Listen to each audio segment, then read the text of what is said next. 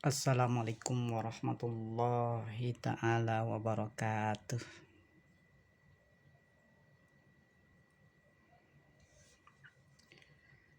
Kalau kita melihat hoak netizen di mana-mana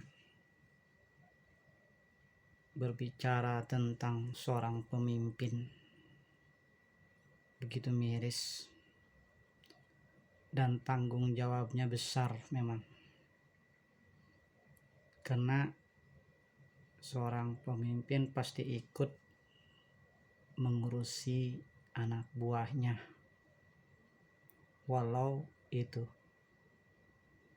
anak buahnya membelot dan membangkang dari pemimpinnya, pasti seorang pemimpin akan terbawa. Ibarat kata, kalau seorang pemimpin bermain-main di pinggir kali itu banyak berjejeran manusia-manusia, maka pemimpin juga akan ikut kecebur kali. Itu ceritanya. Cuman kalau orang yang diajarkan Rasulullah Shallallahu Alaihi Wasallam gak seperti itu, tergantung kepada ijtihad dirinya masing-masing. Bila melihat satu golongan berbeda pendapat manakah yang kita harus ambil? Umat, wahai kaum muslimin, harus cerdas. Cara menilai seseorang pemimpin itu yang bagaimana? Saya ingat dulu ketika hausnya rakyat ingin punya pemimpin yang jujur, bersih, tidak korupsi,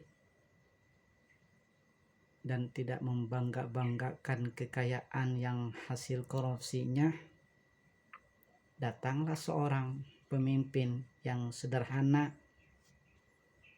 Ya, ceritanya jelasnya Pak Jokowi itu. Terus mereka pilih, ternyata memang menang dengan kesederhanaan dan belusukannya itu. Menang di periode pertama. Setelah menang sah, dipilih oleh rakyat, ternyata kebalik, bilang curang. Padahal udah jelas-jelasnya rakyat yang milih. Tapi kenapa masih ada manusia bilang curang, hoak, sampai sekarang pun bilang diejek pemimpinnya. Padahal udah bukti pembangunannya, infrastrukturnya udah jelas kelihatan. Tapi mereka mengapa gitu? Rakyat itu mudah mengikuti arus omongan dari luar atau dari sekelilingnya atau dari lingkungan. Hoak-hoaknya itu selalu diikuti karena mereka itu selalu mengikuti rupa gaya apa yang dibuat oleh lingkungan itu. Padahal kalau orang berijtihad sendiri, memaknai, mencernai, memahami, nggak langsung bilang mukidi keh si jae lah. Ketika keluar sekarang jenderal akan diusut tuntas, udah mulai omongannya tuh nggak jelas-jelas. Netizen itu banyak meledek, memfitnah, menghoak. Udah mulai lah tuh, gara-gara pemimpin ini negeri ini akan hancur. Mereka itu mudah mengikuti arus. Hati-hatilah wahai kaum muslimin, jangan terpengaruh. Kita kuatkan bariskan, eratkan gigi rapatkan, kancingkan, tutup rapat-rapat biar tidak mudah masuk omongan yang hoak-hoak itu. Karena akan merugikan kita sendiri, mau dibawa kemana. Kita sebagai Indonesia yang ingin damai, yang kita udah diajarkan oleh agama Allah yaitu Islam, mengajarkan rahmatul alamin. Islam mengajarkan tutur kata lembut, sopan, santun, pemaaf, bukan pempitnah, mengadu domba orang. Mau kemana sih? Inginnya perang gitu. Kita ini manusia ingin damai, ingin tidak diusik-usik. Cobalah kita berpikir waras, berpikir lugas, berijtihad. Jangan melihat ada hadis Nabi, la surikum wala alsadikum wala yang dur ila kulubikum wa amalikum walakin yang dur ila kulubikum wa amalikum. Jangan sekali-kali kamu melihat itu dari tampangnya, pelongo, pelangapo, tapi lihat hati, jiwa, hatinya itu dan takwanya. Karena mengikuti isu, ngelihat dari krepeng, congkring, segala macam disebut. Ini netizen yang bikin hoak dan fitnah. Mau diapakan negeri ini? Kalau kita ingin damai, carilah ijtihad masing-masing. Jangan selalu menghujat, menzolimi, memfitnah, mengadu domba. Fitnah kan lebih kejam daripada pembunuhan. Apalagi mengadu domba yang akan menjadikan tidak utuh Republik Indonesia ini, akan hancur kalau kita tidak berijtihad hati-hati. Jangan mudah terperosok ikut dengan situasi keadaan lingkungan atau orang-orang yang menghasut dan mengadu domba. Jangan. Kasihanlah kita punya anak-anak, punya generasi terus. Kita yang penting perjuangkan kita bagaimana hidup kita, masa depan kita untuk menjadi seorang yang lebih baik, menjadi manusia-manusia yang kreatif terhadap Allah, yang selalu di dalam dirinya tertanam iman hanya kepada Allah, tidak semata hanya kepada duniawi.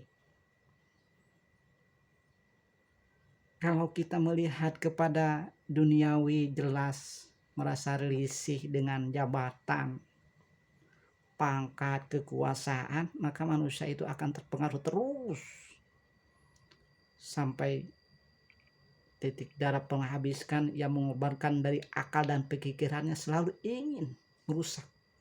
Karena mereka dirinya tidak berhasil, bisanya hanya ngomong hoak dan hoak yang akan merugikan diri sendiri. Hoak itu adalah sebuah fitnah yang akan menghancurkan diri sendiri, karena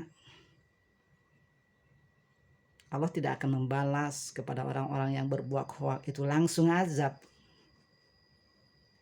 Tapi lihat nanti Allah akan membalas kepada siapa Allah akan balaskan.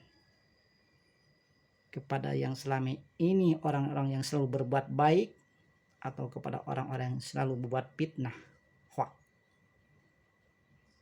Stop hoak, karena akan merugikan kita semua.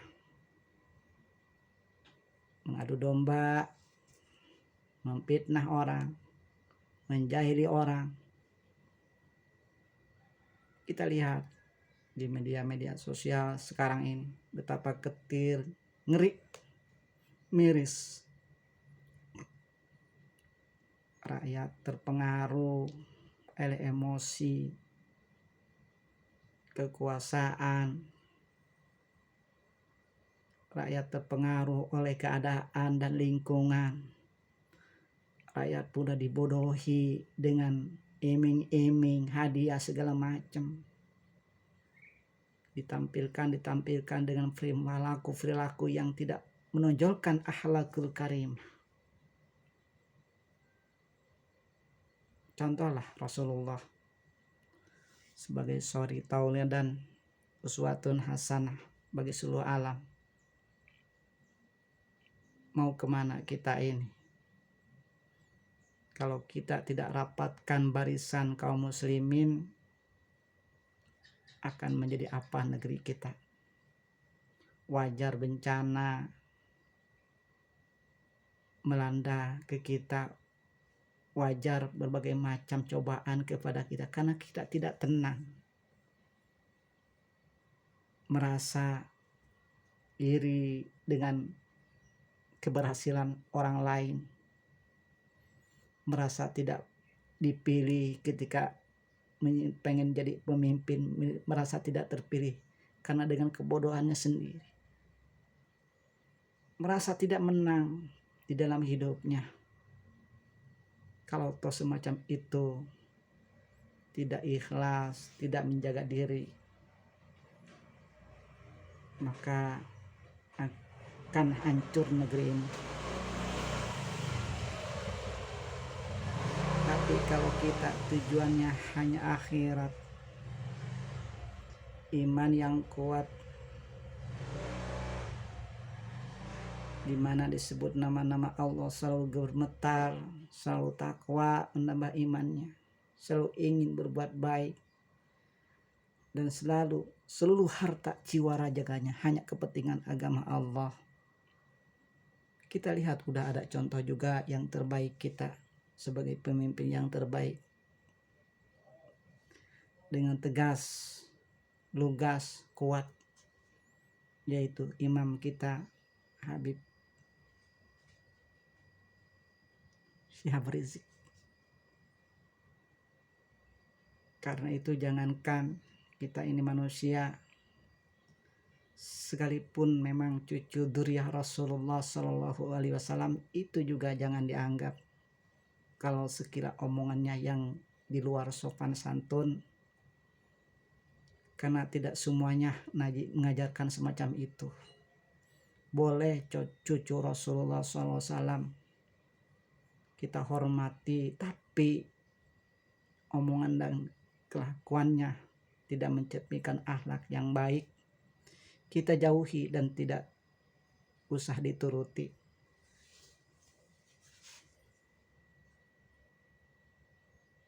Dia bagus dalam cara tegas menerapkan hukum-hukum agama Allah, itu bagus. Dengan caranya juga jangan memvonis dia bersalah karena akhlaknya, karena ketegasan dia akan menimbulkan kericuhan, kegaduhan di masyarakat. Karena itu kita juga jangan terpengaruh dan terpancing oleh emosi yang menyampaikan petua-petua yang agak kasar. Jangan terpengaruh juga, karena memang kadang kita membaca harus ijtihad lah.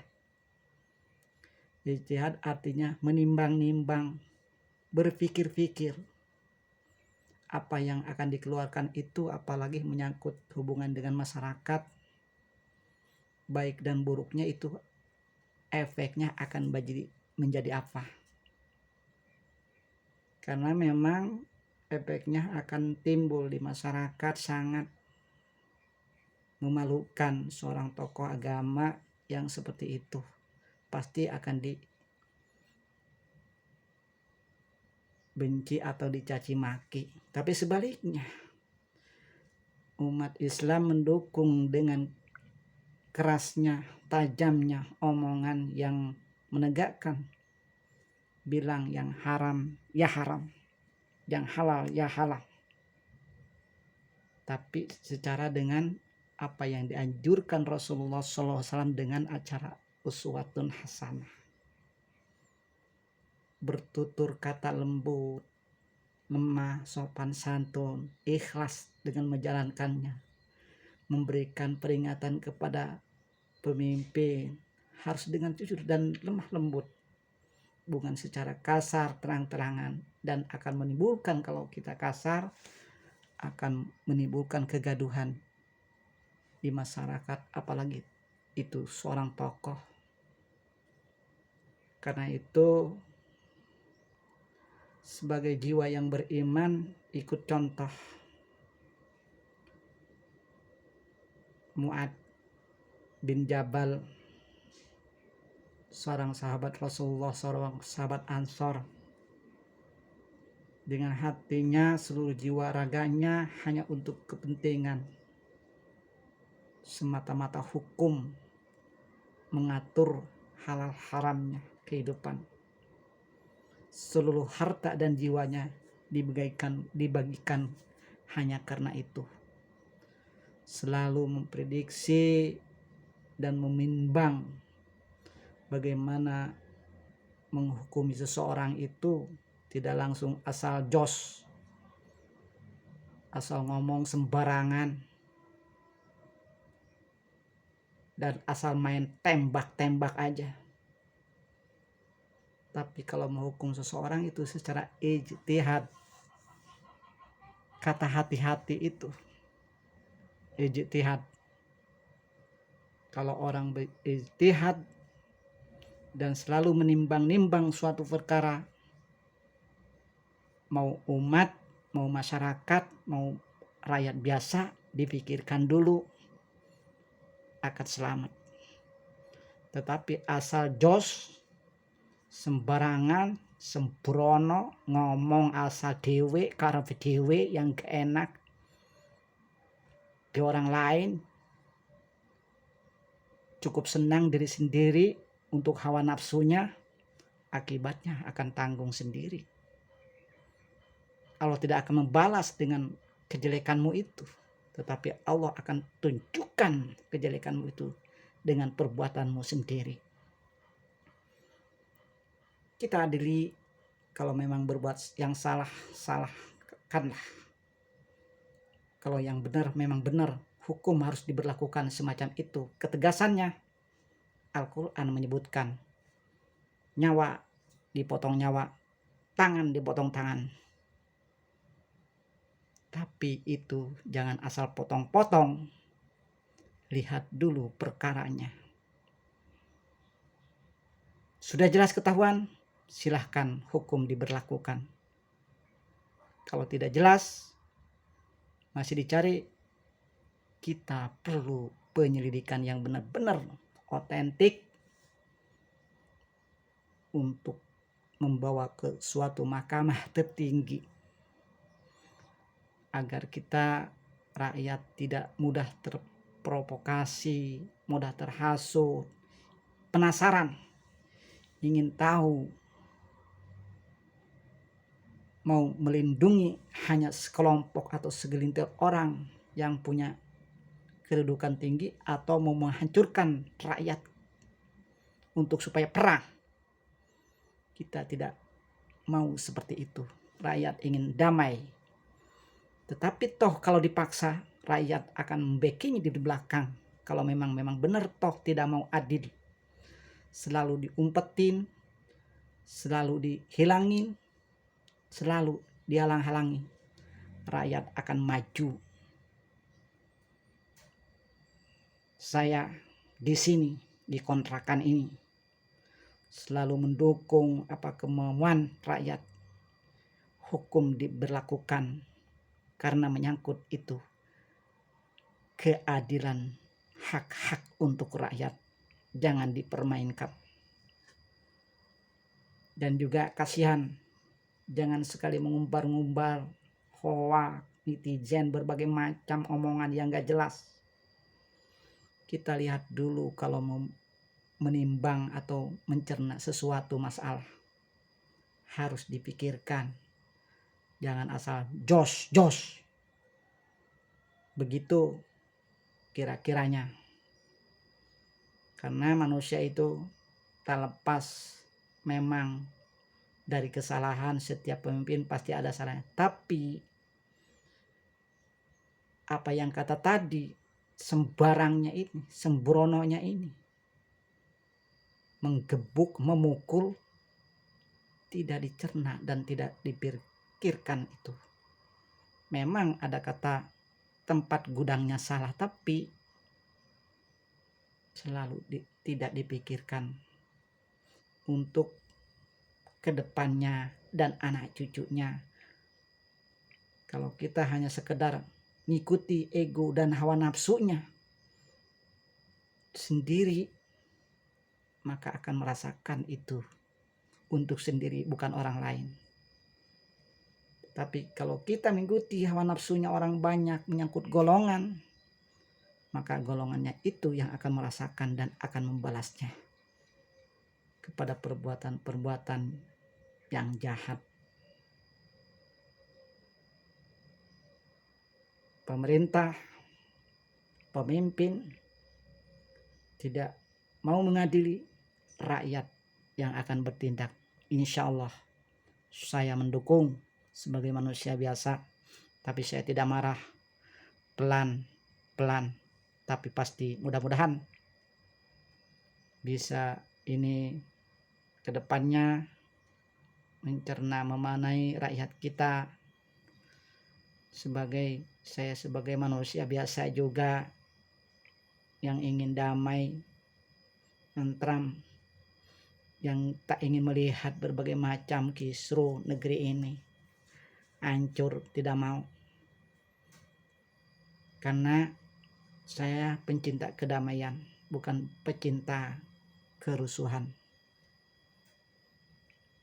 NKRI, FWI maju terus untuk mengusut tuntas siapa di balik kejahatan para bandit-bandit perusak NKRI. Saya di belakang cukup melihat. Terima kasih. Wassalamualaikum warahmatullahi taala wabarakatuh.